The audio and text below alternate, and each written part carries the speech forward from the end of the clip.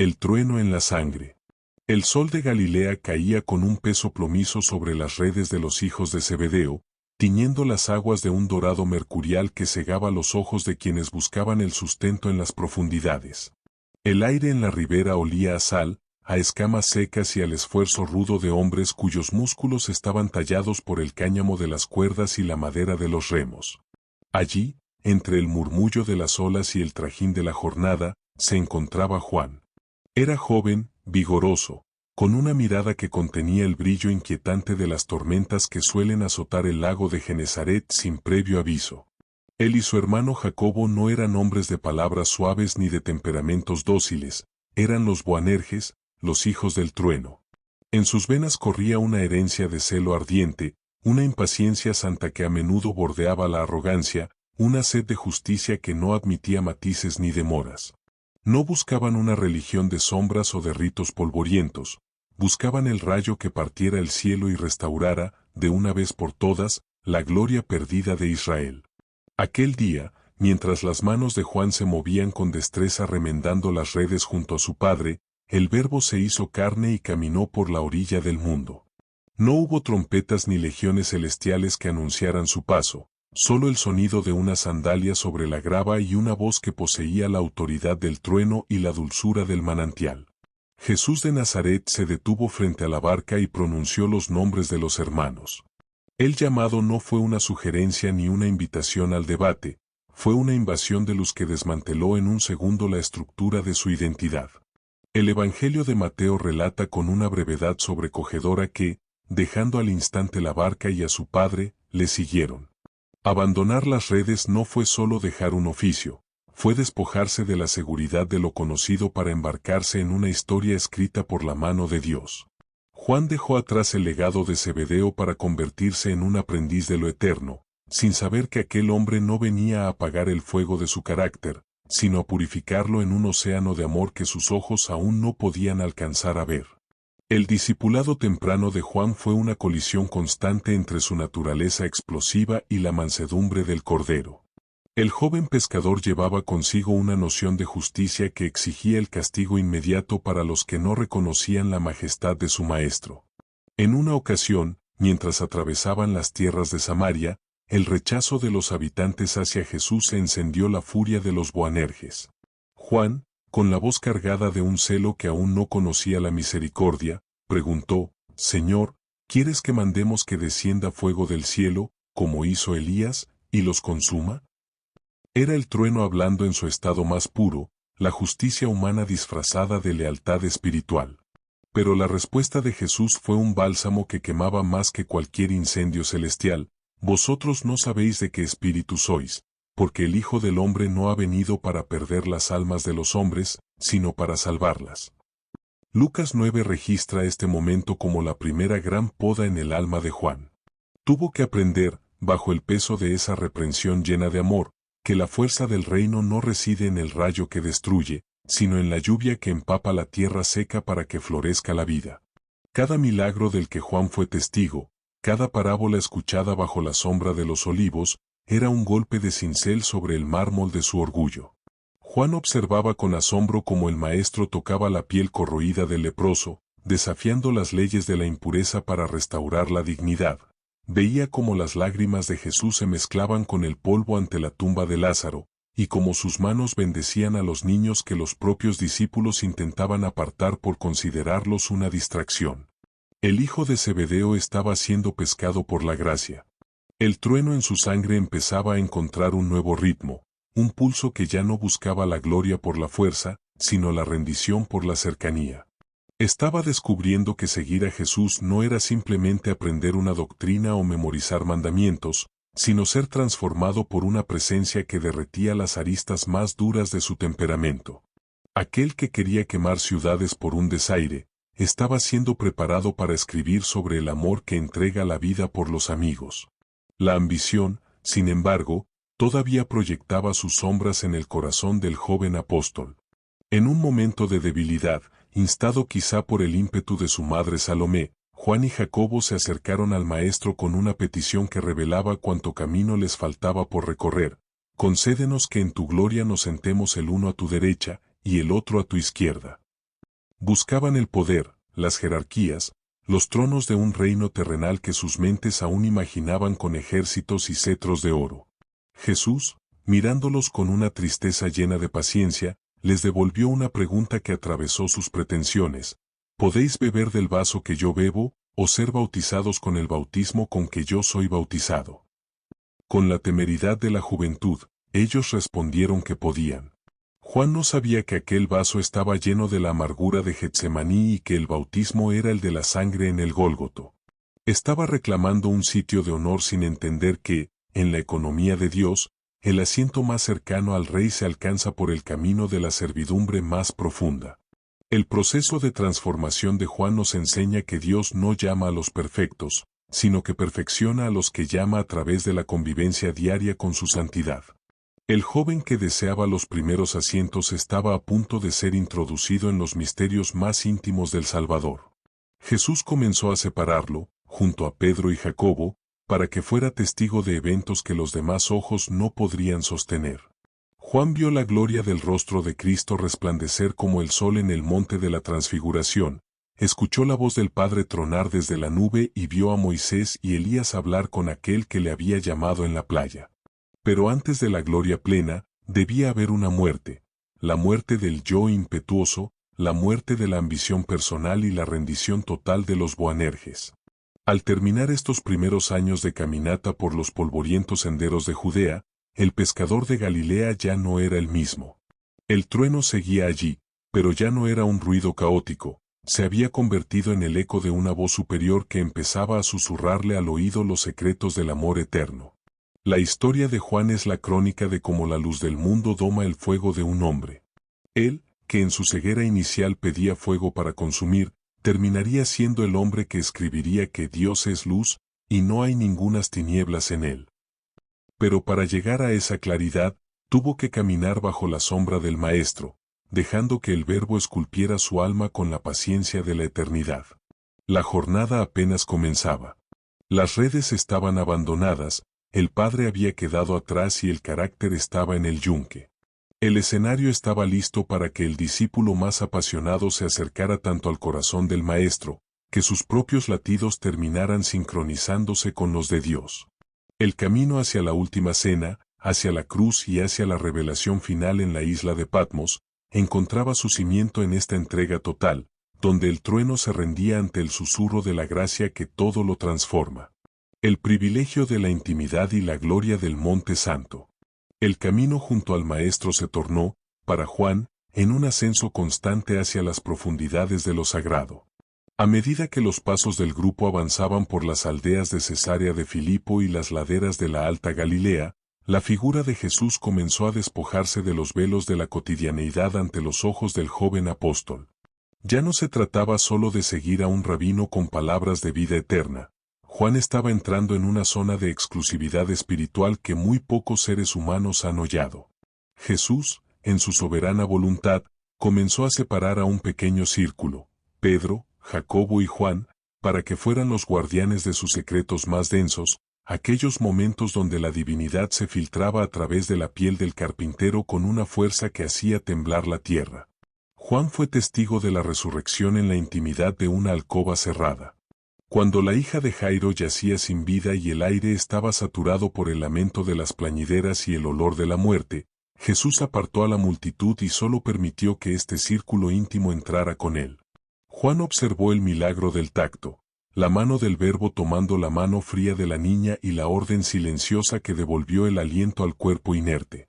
Allí, en el silencio de aquella casa, el Hijo del Trueno comprendió que el poder de Dios no era un rayo que caía para destruir enemigos, sino un susurro que levantaba a los caídos.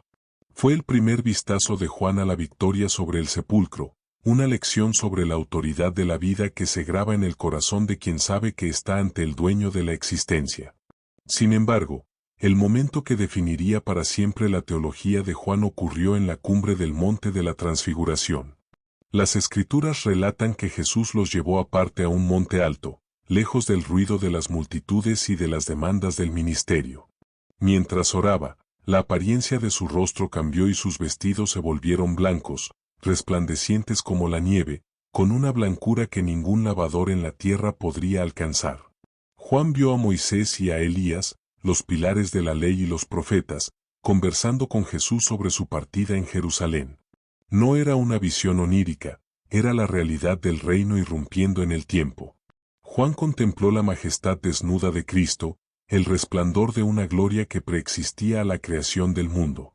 En aquel monte, el trueno que antes habitaba en la sangre de Juan fue silenciado por un temor santo, una reverencia que lo dejó postrado en tierra mientras una nube de luz los cubría y la voz del Padre resonaba desde el infinito: «Este es mi Hijo amado, en quien tengo complacencia, a él oíd».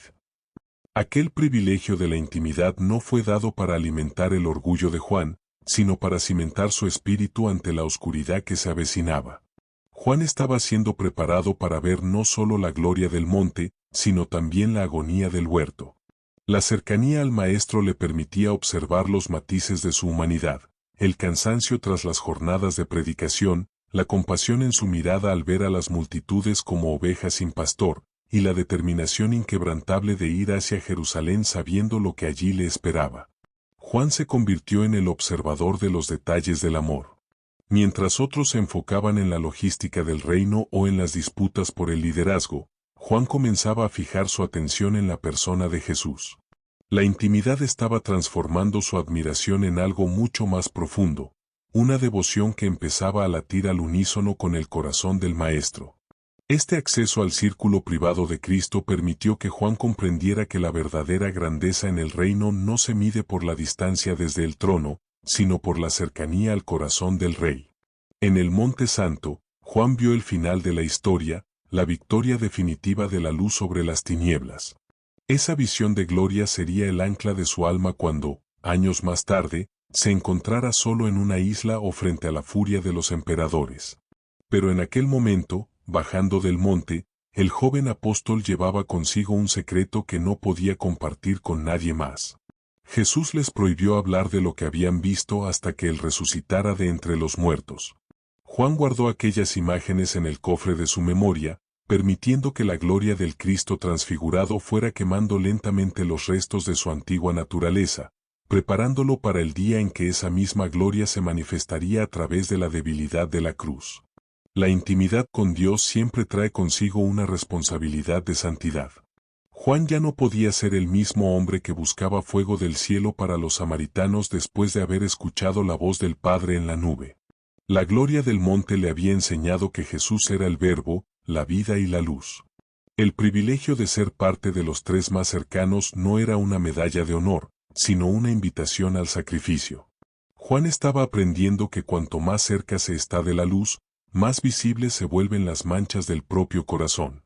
Por eso, el resto de su caminar hacia Jerusalén fue un proceso de purificación silenciosa. Cada palabra del Maestro, cada mirada de corrección, cada momento de silencio compartido en el camino, iba moldeando al discípulo amado. Al final de este periodo de revelación, Juan comprendió que el monte y el valle son parte de un mismo propósito divino. La gloria de la transfiguración era el combustible necesario para soportar la humillación del Calvario. El privilegio de la intimidad había hecho de Juan un testigo excepcional, ya no hablaba por oídas, sino por lo que sus propios ojos habían contemplado.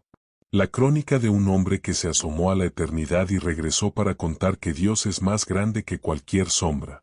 Juan, el hijo del trueno, estaba aprendiendo a ser el guardián de la gloria, preparándose para el momento en que ya no vería a Jesús en la cima de un monte resplandeciente, sino recostado a su lado en una mesa, compartiendo el pan y el vino antes de que el mundo intentara apagar la luz que él acababa de ver en toda su plenitud. El recostado en el pecho y la teología del latido. La atmósfera en Jerusalén se había vuelto densa, cargada de un presagio que solo los corazones sintonizados con el Maestro podían percibir. Las sombras de los muros de piedra parecían alargarse con una intención sombría, y el murmullo de la multitud en la Pascua ocultaba el silbido de la traición que ya se gestaba en los rincones oscuros del Sanedrín. En medio de esta tensión creciente, Jesús reunió a los suyos en un aposento alto, un refugio de paz antes de la tormenta definitiva. Juan, el discípulo que había visto la gloria en el monte y la vida vencer a la muerte en la casa de Jairo, se encontraba allí, ocupando un lugar que definiría su identidad por los siglos de los siglos. No era solo un asiento a la mesa, era la posición de la máxima proximidad, el lugar donde el tiempo se detiene y la eternidad se vuelve tangible. El Evangelio que el mismo Juan escribiría años más tarde nos entrega un detalle que trasciende la historia para convertirse en un misterio espiritual, y uno de sus discípulos, al cual Jesús amaba, estaba recostado al lado de Jesús. En la cultura de aquel tiempo, los comensales se reclinaban sobre su costado izquierdo, lo que permitía que la cabeza de uno quedara a la altura del pecho del que estaba a su lado.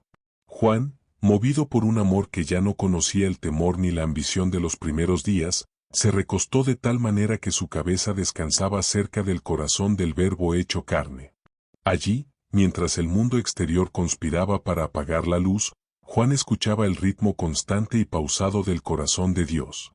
Fue en ese momento cuando nació lo que podríamos llamar la teología del latido, la comprensión de que el conocimiento más profundo de lo divino no se adquiere mediante el intelecto o el debate, sino a través de la cercanía absoluta y el silencio compartido.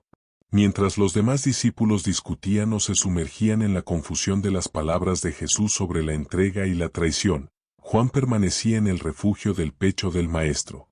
Desde esa posición de intimidad, podía percibir las vibraciones de la voz de Jesús no solo en sus oídos, sino en su propia alma. Escuchó al Maestro decir con una tristeza infinita, de cierto os digo, que uno de vosotros me va a entregar. La mesa se llenó de un asombro doloroso, y los discípulos se miraban unos a otros, dudando de quién hablaba. Pedro, siempre impetuoso pero reconociendo la posición privilegiada de Juan, le hizo señas para que preguntara quién era el traidor. Juan, entonces, recostándose aún más sobre el pecho de Jesús, le preguntó en un susurro que solo el amor podía escuchar: Señor, ¿quién es? Aquella pregunta no nacía de la curiosidad, sino de la vulnerabilidad de quien se siente uno solo con el amado. Jesús no le dio una respuesta para que Juan la usara como arma, sino como una confidencia de dolor. La traición de Judas estaba ocurriendo a unos pocos metros, pero Juan estaba envuelto en el aura de la protección del Maestro. En ese aposento, Juan comprendió que el privilegio de la intimidad conlleva el peso de compartir el sufrimiento del Señor. Al estar recostado en su pecho, Juan no solo sentía la paz, sino también el peso del mundo que Jesús cargaba sobre sus hombros. El latido que escuchaba era el latido de un cordero que se preparaba para el sacrificio, un corazón que latía de amor por aquellos que estaban a punto de abandonarlo, negarlo y crucificarlo. La cena avanzaba, y con ella, la entrega del testamento espiritual más profundo de la historia.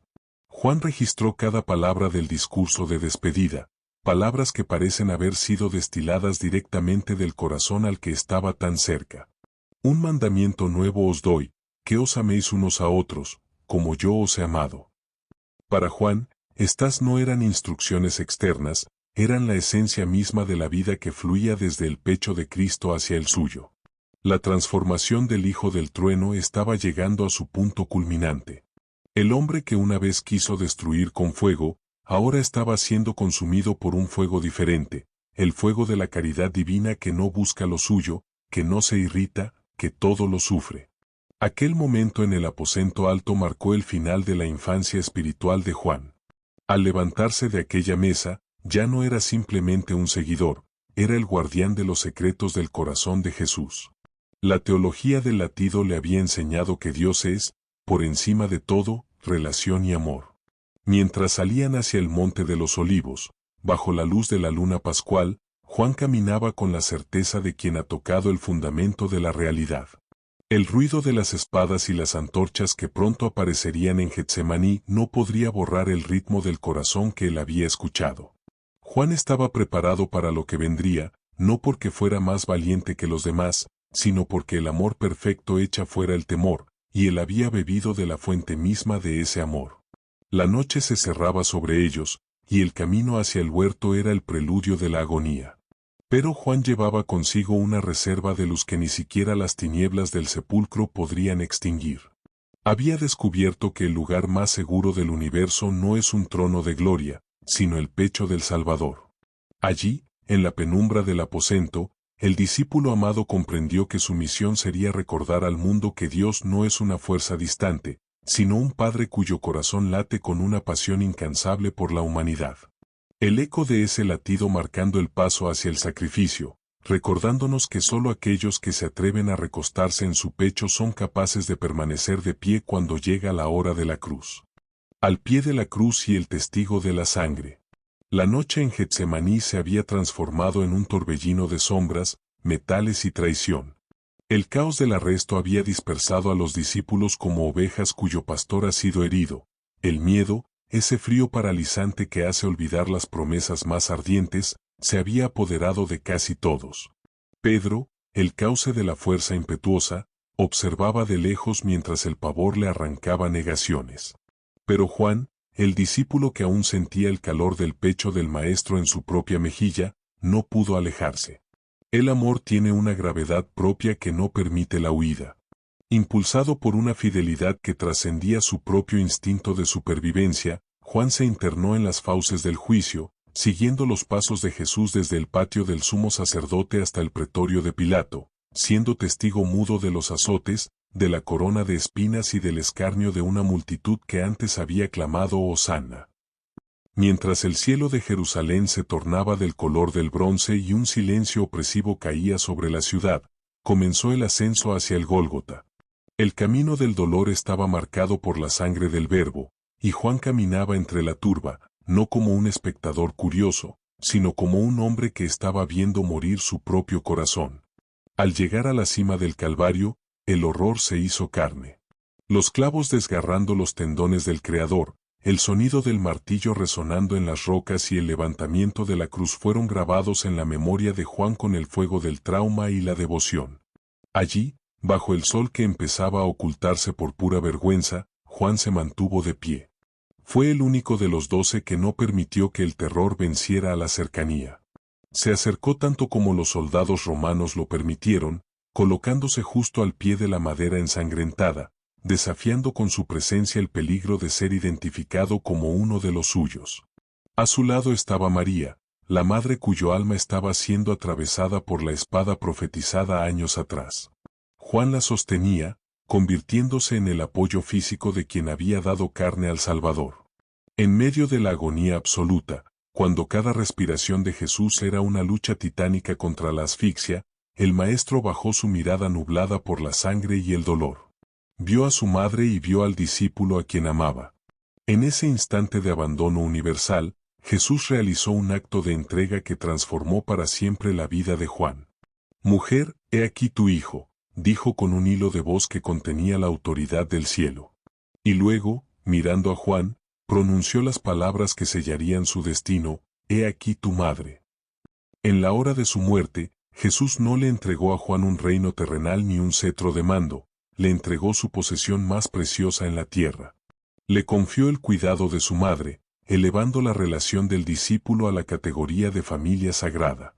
Juan recibió a María en su casa desde aquella hora, asumiendo una responsabilidad que iba más allá del deber filial. Al pie de la cruz, el Hijo del Trueno terminó de morir para dar paso al Hijo de la Gracia.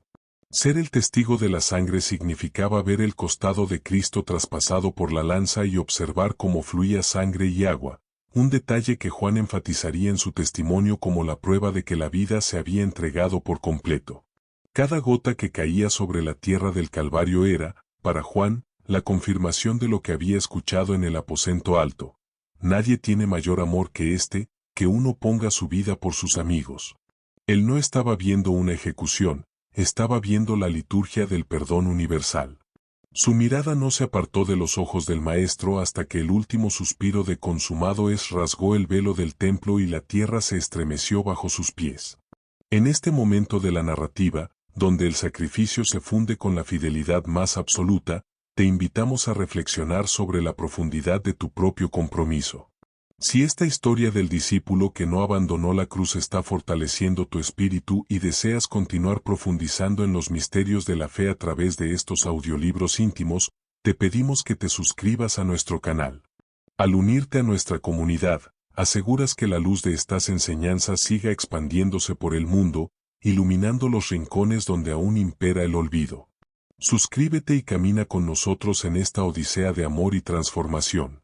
Al pie de la cruz, Juan comprendió que el amor no es un sentimiento de gloria, sino una decisión de permanencia en el dolor. Mientras los demás se escondían tras puertas cerradas por miedo a los judíos, Juan se quedó para ayudar a bajar el cuerpo inerte de su amado. Sus manos, que antes habían manejado redes en Galilea, ahora sostenían con una delicadeza infinita el cuerpo quebrantado del Verbo. Ayudó a José de Arimatea y a Nicodemo a envolver a Jesús en lienzos limpios y a depositarlo en el sepulcro nuevo.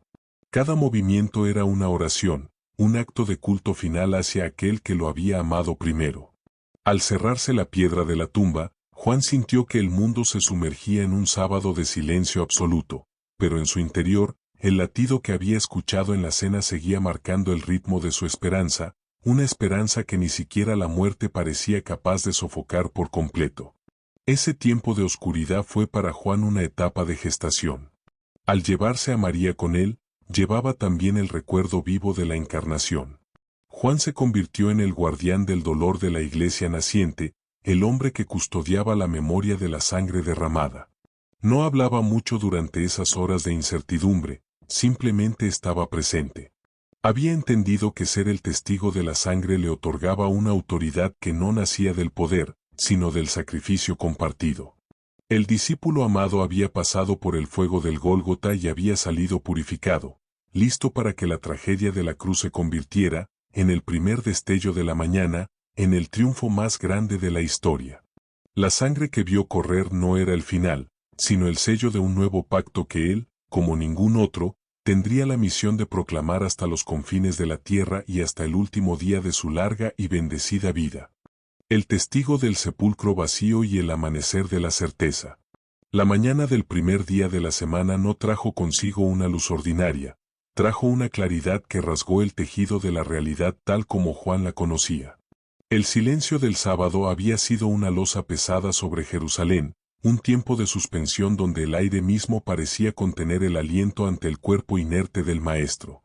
Juan, refugiado en la penumbra de su hogar junto a María, custodiaba el duelo con la solemnidad de quien ha visto lo inefable morir en una cruz de madera. Pero cuando las sombras aún se arrastraban por las calles empedradas de la ciudad, un grito rompió la quietud del grupo. María Magdalena, con el rostro desencajado por una mezcla de pavor y esperanza, irrumpió en el aposento con noticias que desafiaban la lógica de la muerte. Se han llevado del sepulcro al Señor, y no sabemos dónde le han puesto. Aquel mensaje actuó como un relámpago en el espíritu de Juan. Sin mediar palabra, el joven discípulo salió a la carrera, impulsado por una urgencia que nacía de las entrañas mismas de su amor por Jesús. A su lado, Pedro corría con el peso de su propia culpa, intentando alcanzar el ritmo del Hijo del Trueno.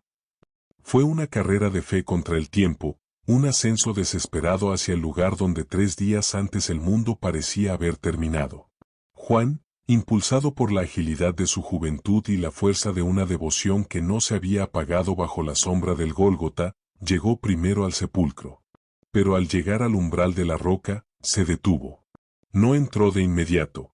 El respeto y un temor sagrado lo mantuvieron en el límite entre el mundo de los vivos y el reino de los muertos. Inclinándose para mirar hacia el interior, Juan vio algo que detuvo el pulso de su corazón. No vio el cuerpo de Jesús, pero tampoco vio señales de un robo o de un traslado apresurado. Vio los lienzos de lino puestos allí, en el mismo lugar donde habían envuelto al Maestro, pero vacíos, como si el cuerpo se hubiera desvanecido a través de ellos. Cuando Pedro llegó, jadeante, entró directamente a la tumba, impulsado por su naturaleza impetuosa. Entonces Juan entró también. El Evangelio de Juan registra este momento con una simplicidad que contiene el universo entero, vio y creyó. En ese instante, la teología del latido que había escuchado en la cena y el testigo de la sangre que se mantuvo al pie de la cruz se fundieron en una certeza absoluta. Juan no necesitó ver al ángel ni escuchar una voz desde el cielo. La disposición de los lienzos y el sudario plegado en un lugar aparte le hablaron con la voz de la resurrección. La fe de Juan en ese momento no fue el resultado de una deducción teológica, sino el reconocimiento de la victoria del amado. Comprendió que la muerte no había vencido a la luz, sino que la luz había atravesado la muerte para iluminar la eternidad. Mientras regresaban a casa, el silencio de Juan era diferente al del sábado, ahora era un silencio preñado de gloria. La resurrección no era solo un evento futuro que el Maestro había prometido, era una realidad presente que lo estaba transformando por dentro. El joven que una vez pidió fuego para destruir, ahora sentía el fuego de una vida que no puede ser contenida por la piedra ni por el sello de los hombres. Sus ojos, que habían visto la sangre correr, ahora veían el vacío del sepulcro como la evidencia más llena del poder de Dios. Días después, junto al mar de Tiberíades, Juan volvería a ser el primero en reconocer la presencia del resucitado.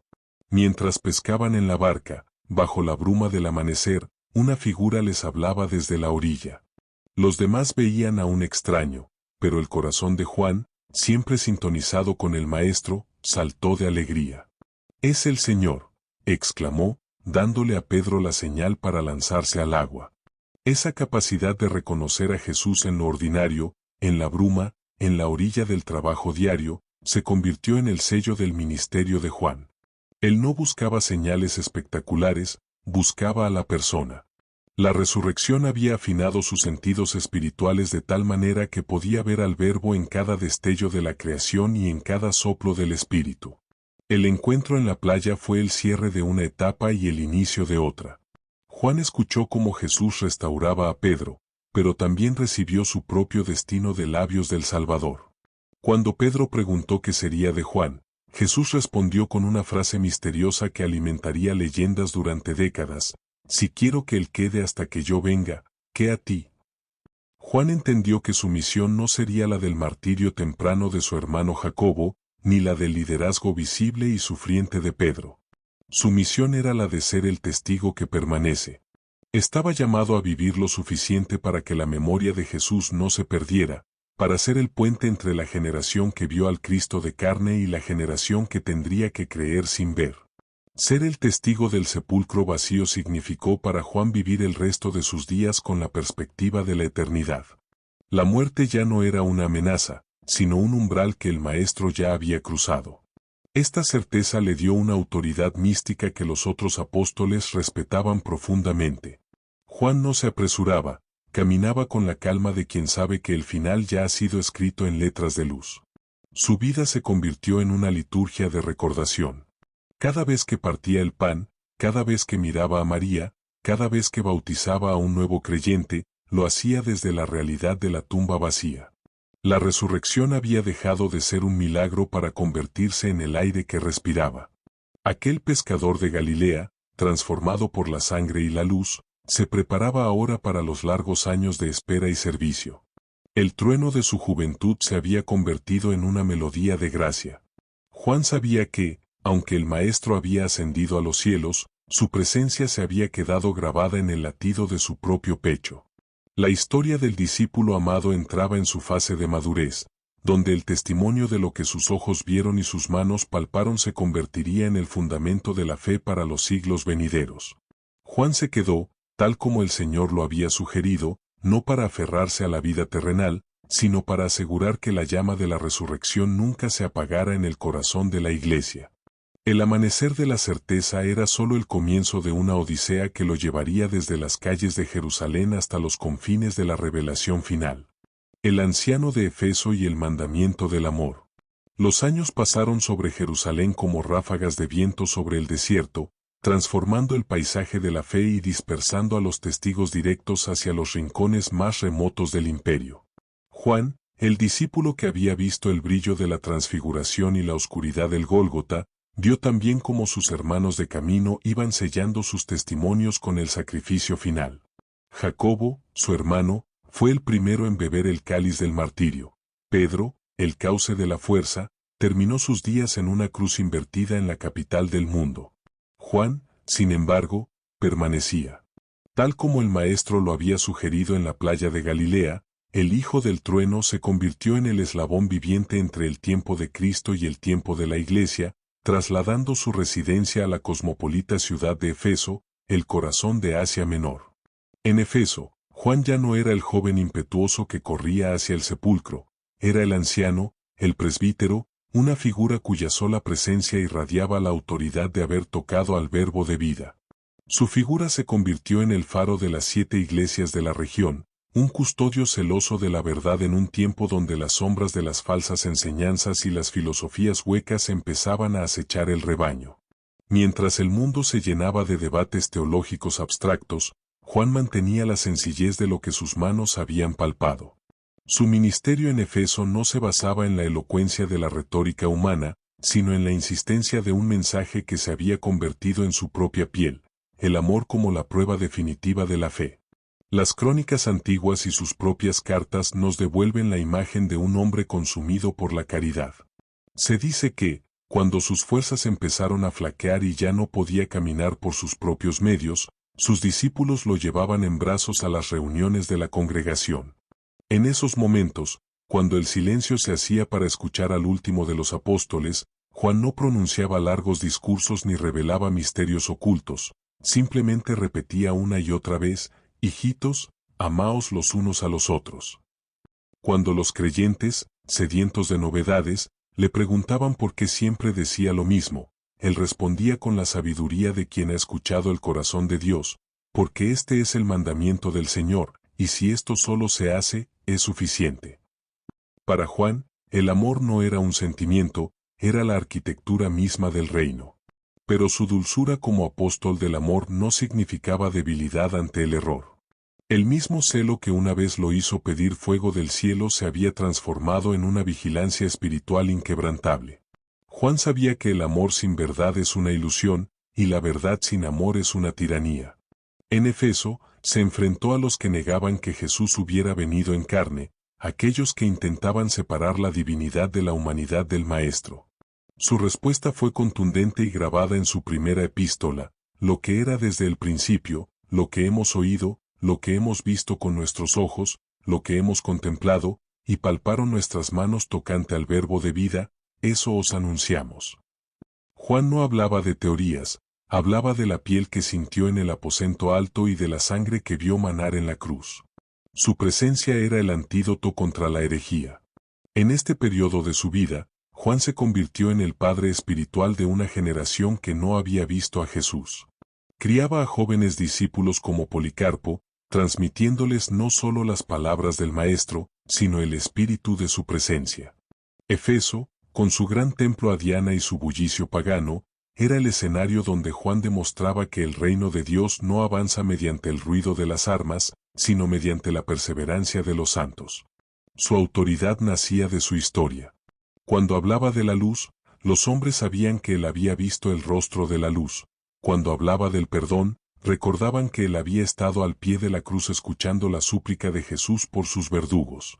El mandamiento del amor se convirtió en el filtro a través del cual Juan interpretaba toda la existencia. El que no ama, no ha conocido a Dios, porque Dios es amor, escribió con una pluma que parecía estar empapada en la misma esencia divina. Para el anciano apóstol, la vida cristiana se resumía en permanecer.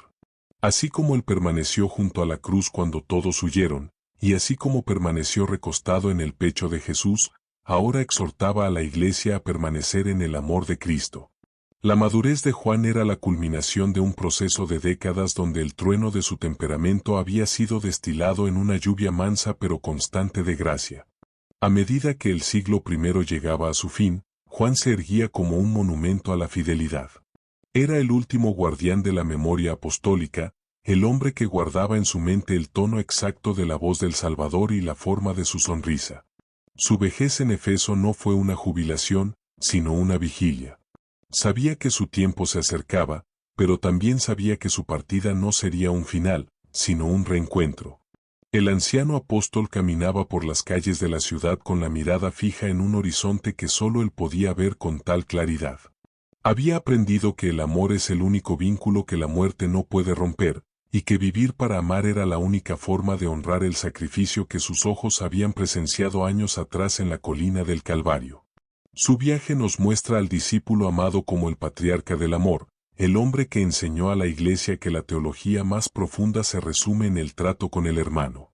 Su vida en Efeso fue la demostración práctica de que el Verbo sigue habitando entre nosotros cada vez que la caridad se hace carne. Juan, El que escuchó los latidos de Dios, pasaba sus últimos años asegurándose de que esos mismos latidos se escucharan en cada corazón que invocara el nombre de Cristo. Estaba listo para el último acto de su odisea, el momento en que la soledad de un exilio se convertiría en la ventana abierta a la gloria final de todo lo creado. El exilio en Patmos y la gloria final. La paz de Efeso fue interrumpida por el rugido de la persecución. El Imperio Romano, personificado en la figura implacable de Domiciano, no podía tolerar la existencia de un hombre cuya sola presencia desafiaba el culto al César. Juan, ya anciano, con el cabello blanco como la lana y la piel curtida por los inviernos de una larga caminata, fue arrestado. El mundo pensaba que al encadenar al último de los apóstoles, apagaría la última lámpara del testimonio directo. Pero la soberanía de Dios utiliza los muros de los hombres como lienzos para su gloria. Juan no fue ejecutado, fue desterrado a la isla de Patmos, una roca árida y desolada en medio del mar Egeo, un lugar destinado a los criminales y a los olvidados, donde el rugido de las olas contra los acantilados era el único compañero constante. En la soledad de Patmos, el exilio se convirtió en santuario. Juan se encontró solo, despojado de sus discípulos, de su iglesia en Efeso y de las comodidades de la vida humana. Sin embargo, para el hombre que había aprendido a escuchar el latido de Dios en el pecho de Jesús, la soledad no era vacío, sino espacio para la revelación. Las Escrituras nos dicen que un domingo, estando Juan en el Espíritu en el día del Señor, la monotonía de la isla fue desgarrada por una voz que sonaba como el estruendo de muchas aguas y como una trompeta celestial. El discípulo que había visto al Cristo humillado en la cruz y al Cristo resucitado en la playa, estaba a punto de ver al Cristo en su gloria absoluta como juez y rey de la creación. Al volverse, Juan no vio al carpintero de Nazaret con quien caminó por Galilea, vio a alguien cuya cabeza y cabellos eran blancos como la blanca lana, sus ojos como llama de fuego, y sus pies semejantes al bronce bruñido. De su boca salía una espada aguda de 2 filos y su rostro era como el sol cuando resplandece en su fuerza. El impacto fue tan abrumador que el anciano apóstol, el mismo que se había recostado en su pecho, cayó a sus pies como muerto. La majestad desnuda de la divinidad superaba cualquier capacidad humana de resistencia. Pero entonces, la misma mano que lo había levantado de las redes en la playa y que lo había sostenido bajo la cruz, se posó sobre él con una ternura eterna. No temas, yo soy el primero y el último, y el que vivo, y estuve muerto, mas he aquí que vivo por los siglos de los siglos. En esa isla de rocas y salitre, Juan recibió la encomienda de escribir lo que veía. Patmos dejó de ser una cárcel para convertirse en la atalaya del universo. Juan vio el cielo abierto, contempló el trono de Dios rodeado por un arco iris semejante a la esmeralda, escuchó el canto de los seres vivientes y de los 24 ancianos que lanzan sus coronas ante aquel que vive por siempre. Vio al Cordero, como inmolado, pero de pie, siendo el único digno de abrir los sellos de la historia. El hijo del trueno de su juventud encontró finalmente el propósito de su voz, registrar la victoria final de la luz sobre las tinieblas. A través de sus visiones, Juan recorrió las edades, vio la caída de los imperios arrogantes, la derrota definitiva de la serpiente antigua y el juicio de todas las naciones.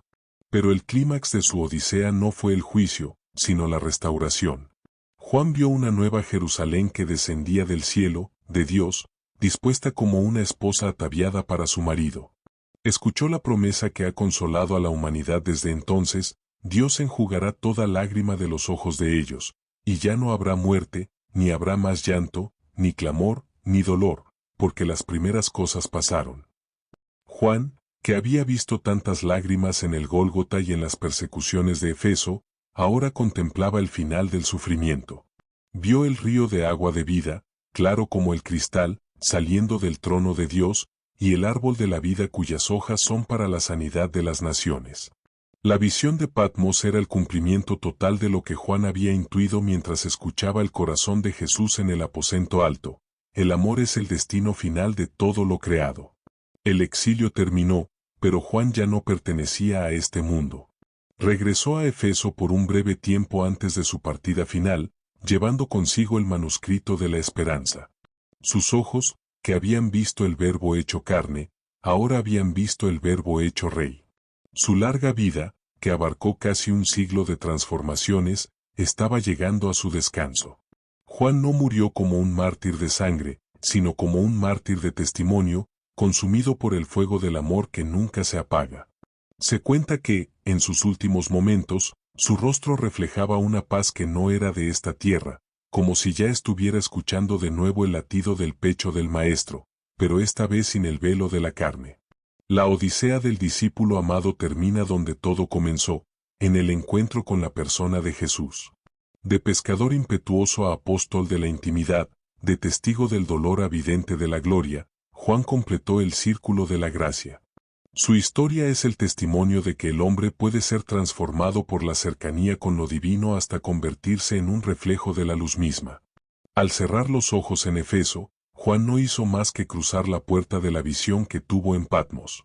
El Hijo del Trueno se sumergió para siempre en el océano del amor que tanto predicó.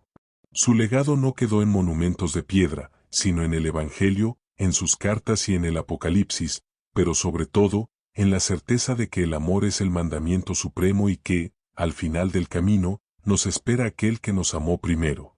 Juan se fue, pero su testimonio permanece, invitándonos a cada uno de nosotros a recostarnos también en ese pecho divino y a vivir bajo la claridad de una esperanza que no conoce el ocaso. La travesía del apóstol Juan ha llegado a su fin en este relato, pero su eco resuena con una fuerza que el tiempo no ha podido erosionar. Hemos viajado desde las redes saladas de Galilea hasta el resplandor místico de Patmos, siendo testigos de cómo el trueno de un temperamento impetuoso se rindió ante la caricia de la gracia.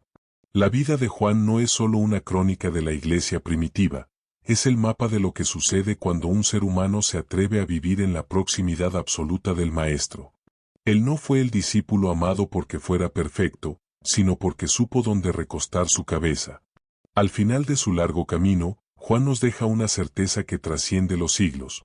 La teología más profunda no se escribe en libros, sino en el pecho de Dios, y el mandamiento más alto no es un deber, sino un privilegio, el de amar como hemos sido amados. Juan nos enseñó que la intimidad con Jesús transforma el carácter, vence el miedo y nos prepara para ver la gloria. Para que esta historia no sea solo un recuerdo, sino una semilla de cambio en tu vida, te invito a realizar estos 3 actos de devoción hoy mismo. Recuéstate en su presencia, busca hoy un momento de silencio absoluto. Como Juan en el aposento alto, deja a un lado tus peticiones, tus quejas y tus planes. Simplemente recuéstate en el corazón de Dios a través de la oración contemplativa. Escucha el latido de su amor por ti antes de que el ruido del mundo intente distraerte. Lleva a María a tu casa. Juan recibió el encargo de cuidar lo que Jesús más amaba. Hoy, identifica a alguien en tu entorno que esté pasando por el Gólgota del dolor, la soledad o el abandono. Extiende tu mano, brinda tu apoyo y conviértete en familia para el que sufre. Recuerda que el amor que no se hace carne, no es el amor que Juan predicó. Comparte el testimonio de la luz. La misión de Juan fue permanecer para que otros creyeran. No guardes esta luz solo para ti. Comparte este audiolibro con alguien que necesite recuperar la esperanza o que esté buscando el rostro de Dios en medio de su propio exilio. Deja un comentario abajo con la frase, he escuchado el latido. Es tu compromiso de vivir, de ahora en adelante, bajo la frecuencia del amor divino. Si la odisea de Juan ha encendido una llama en tu corazón y deseas seguir recorriendo los senderos de los grandes hombres y mujeres que transformaron el mundo con su fe, te invitamos a ser parte de nuestra comunidad. Suscríbete a este canal y activa la campana de notificaciones, así, estarás presente en cada nueva historia que preparemos para alimentar tu espíritu. Dale me gusta a este audiolibro para que el algoritmo de la vida digital permita que este mensaje de amor y revelación llegue a miles de almas sedientas. Juan fue el último de los apóstoles en partir, pero su mensaje es el primero que debemos abrazar si queremos ver el cielo abierto. Permanece en el amor, guarda la verdad y recuerda que, incluso en tu propia isla de Patmos, el Señor de la Gloria está a un suspiro de distancia, listo para decirte, no temas, yo soy el primero y el último. Gracias por caminar con nosotros en esta odisea del discípulo amado. Reflexiones y parábolas que sanan el alma.